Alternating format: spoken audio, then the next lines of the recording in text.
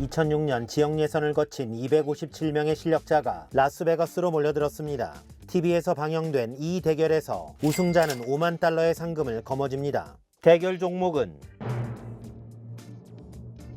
가위바위보였습니다.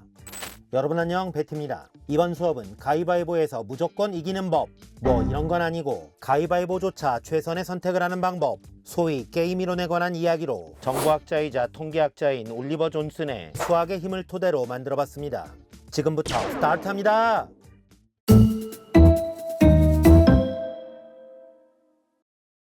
다시 라스베가스로 갑니다. 가위바위보 예선이 무르익던 중 많은 프로그래머 팀들은 다른 팀의 알고리즘을 깨는 완벽한 프로그램을 만들고 있었죠. 올리버 존슨은 최고의 전략은 랜덤, 다시 말해 무작위라고 말합니다. 참고로 A, B 두 사람이 무작위로 가위바위보를 할 때 다음 세 확률은 공평하게 3분의 1이죠. 아니 이럴 거면 기계나 동물이 하는 게 유리하지 않을까요? 맞습니다. 인간은 무작위에 약한 동물이죠. 예를 들어 가위바위보를 할 때도 방금 가위를 내면 다음번에 가위를 낼 확률은 3분의 1이 안 된다는 거죠. 상대방의 패턴을 잘 읽으면 확률 높은 알고리즘을 뽑아낼 수 있다는 것입니다. 현실 세계에서 머리가 많이 아픈 사람들이 있습니다. 바로 정책 결정권자들입니다. 코로나 같은 팬데믹 상태에서 해외 문호를 개방하는 게 옳은지 그른지는 쉬운 결정이 아닙니다. 문호를 개방하면 고령자나 신체적 약자가 위험하고 문호를 막으면 국가 경제에 리스크를 초래할 수 있었죠. 이는 엄청난 정쟁으로 이어지기도 합니다. 이럴 때 필요한 게 게임 이론이죠. 게임 이론은 1920년대 세계의 천재 폰 노이만이 본격적으로 연구하면서 탄생했습니다. 이후 냉전 시대의 상호 확증 파괴, 다시 말해 네가 핵 쏘면 나도 핵 쏠게 전략과 쿠바 미사일 위기를 설명하는 모델로 사용되면서 각광받게 되었으며 게임 이론으로만 10명이 넘는 노벨 경제학상 수상자가 탄생하면서 경제학의 한 분야로 간주되지만 수학은 물론 정치학, 군사학, 스포츠, 진화생물학 등에도 폭넓게 활용되고 있습니다.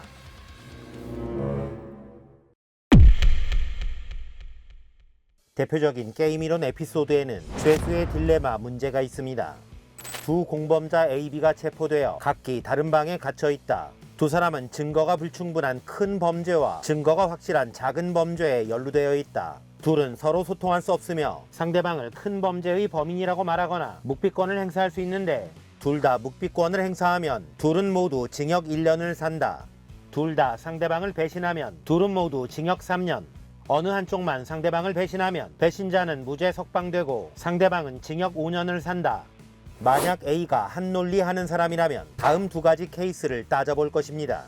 B가 A를 배신하는 경우 A가 묵비권을 행사하면 징역 5년을, A도 B를 배신하면 징역 3년을 살게 되니 이 경우 A는 B를 배신하는 게 유리하다. B가 묵비권을 행사할 경우 A가 묵비권을 행사하면 징역 1년을, A가 B를 배신하면 A는 무죄 석방. 이 경우 A는 B를 배신하는 게 유리하다. 이 두 가지 케이스에서 A의 이익만 따진다면 A는 무조건 B를 배신해야 하죠. 그런데 만약 B도 자신의 이익만 따진다면 A를 배신하는 게 유리하겠죠. 그렇다면 둘 다 징역 3년을 사는 수밖에 없는데 차라리 서로 묵비권을 행사해서 징역 1년씩만 사는 게 좋지 않을까요? 문제는 소통이 안 된다는 것. 현실에서 두 사람에게 죄수의 딜레마 시뮬레이션을 반복시키면 소통 없는 신뢰가 생겨 상호 묵비권을 행사하기도 합니다. 경제학의 아버지 애덤 스미스는 개인의 이익을 극대화할 때 전체의 이익도 극대화된다 라고 말했습니다. 이를 수학적으로 보면 x의 최대값은 3, y의 최대값은 2일 때 x 더하기 y의 최대값은 5라는 뜻입니다. 이는 xy가 서로 독립적인 변수라서 가능하죠. 하지만 이렇게 바꾸어 보겠습니다. fx의 최대값은 3, gx의 최대값은 2일 때 fx 더하기 gx의 최대값은 5가 되지 못할 수도 있습니다. 좌변의 fg 모두 x로 얽혀 있어 fx가 3이 될 때 gx는 2가 아닌 다른 값으로 정해질 수 있기 때문이죠. 대표적인 예가 sin x와 cosine x인데 각각의 최대값은 모두 1이지만 sin x 더하기 cosine x의 최대값은 2가 될 수 없습니다. sin x가 1일 때 cosine x는 0이 되기 때문입니다. 결국 인간은 사회적 동물, 서로 종속적인 관계일 수밖에 없으니 개인의 이익이 모여 전체의 이익이 되지 못할 수도 있죠. 죄수의 딜레마에서 각자의 징역형을 X년, Y년으로 할 때 자신의 입장에서 따로따로 XY를 판단하지 말고 징역형의 합 X 플러스 Y를 생각해 본다면 상호 묵비권을 행사하는 것이 X 더하기 Y가 최소이므로 최선의 전략일 것입니다. 죄수의 딜레마는 냉전 시기 미국과 소련이 군비 경쟁을 벌일 때 관찰되었습니다. 방위비를 유지하는 것을 묵비권에 방위비를 늘리는 것을 배신에 대응시키면 미국 입장에서 소련이 방위비를 유지해도 늘려도 방위비를 늘리는 게 유리해 보였죠. 하지만 두 국가 모두 방위비를 늘리느니 모두 방위비를 유지하는 걸로 암묵적으로 합의하는 게 손실의 합을 줄이는 훨씬 좋은 선택이었죠.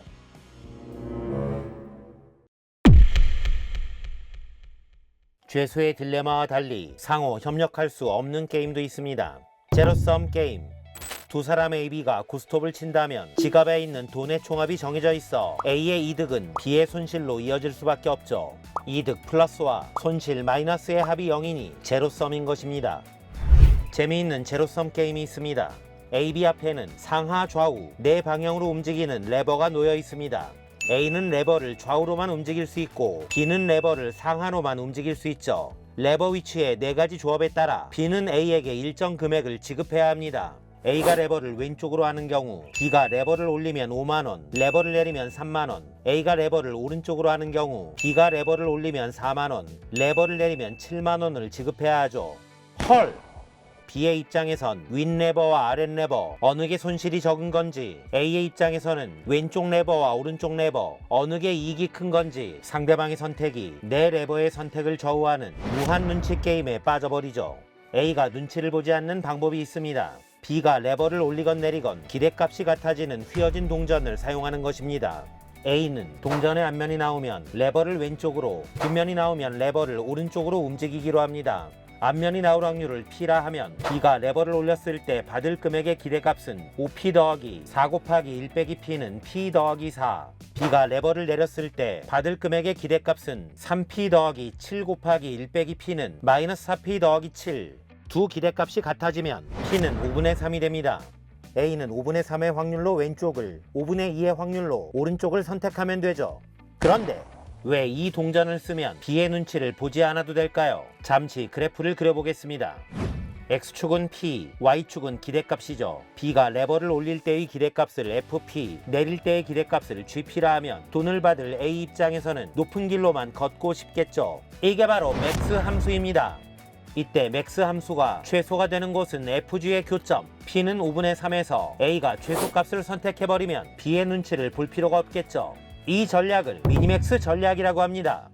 한편 B의 입장에서도 A의 눈치를 보지 않는 휘어진 동전이 필요합니다. 이번엔 앞면이 나올 확률을 Q라 하면 A가 왼쪽을 선택할 때 기대값은 2Q 더하기 3, A가 오른쪽을 선택할 때 기대값은 마이너스 3Q 더하기 7, 기대값이 같아지는 Q는 5분의 4가 됩니다.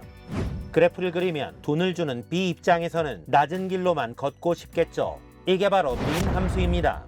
이때 민 함수가 최대가 되는 곳은 FG의 교점, Q는 5분의 4에서 B가 최대값을 선택해버리면 A의 눈치를 볼 필요가 없겠죠. 이 전략을 맥시민 전략이라고 합니다. 결론적으로 A는 미니맥스 전략, B는 맥시민 전략을 세운다면 서로의 눈치를 안 보는 합리적인 선택을 할 수 있는데 이게 바로 내시 균형의 대표적인 사례입니다. 영화 뷰티풀 마인드의 실제 주인공 수학자 존 내시는 내시 균형을 만든 공로로 노벨 경제학상을 수상하게 됩니다.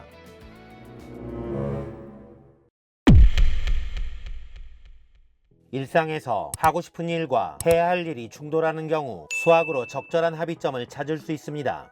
30살의 회사원 K양은 오늘 밤 파티에 초대받았습니다. 시간은 밤 9시부터 새벽 3시. 파티에는 맛있는 음식과 멋진 친구들이 있습니다. 한편 내일 아침 9시에는 승진을 앞두고 프레젠테이션을 해야 하죠. 프레젠테이션에는 사장님도 참석합니다. 파티에 안 가기는 뭐하고 새벽 3시까지 놀고 술 냄새 풍기면서 프레젠테이션을 하면 잘릴 수도 있죠. 도대체 몇 시까지 놀아야 하는 거야? 하하! 시간에 따른 손실을 그래프로 그려보면 됩니다. FT는 파티의 즐거움을 놓쳐서 생기는 손실, GT는 프레젠테이션을 잘 못해서 생기는 손실. 파티에 오래 있을수록 FT는 감소하고 GT는 증가하겠죠. 대충 중간 타임 12시에서 두 그래프가 만난다고 칩시다. 이때 FT 더하기 GT 함수값의 합은 총 손실을 의미하죠. 지난번 한 문제의 10가지 풀이법에서 소개했는데 Y는 FT 더하기 GT 함수의 합의 그래프는 12시에서는 함수값이 2배, 다른 시간대에서는 높은 함수 위에 낮은 함수를 얹기만 하면 됩니다. 그렇다면 총 손실이 가장 적은 12시에 나오는 게 최선이겠죠. 물론 돌발 변수는 많습니다. 음식이 형편없거나 싫어하는 친구들만 우글대면 일찍 나오는 게 유리하고, 사장님이 몹시 너그럽거나 백마탄 왕자님을 만나게 된다면, 심지어 사장님도 파티에 왔는데 사장이 왕자라면? 3시? 아니 아침 8시까지 연장해도 되겠죠. 공부와 노는 것, 먹는 것과 운동에도 적절한 합의점을 수학으로 찾을 수 있을 것입니다.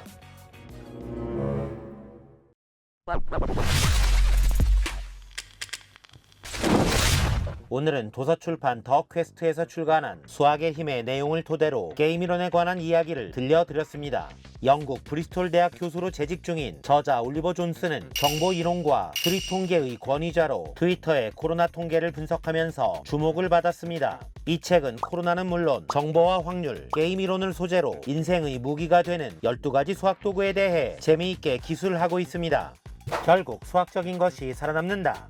독서를 통해 멋지게 생존하시길 기원합니다. 지금까지 베티였습니다. 바이.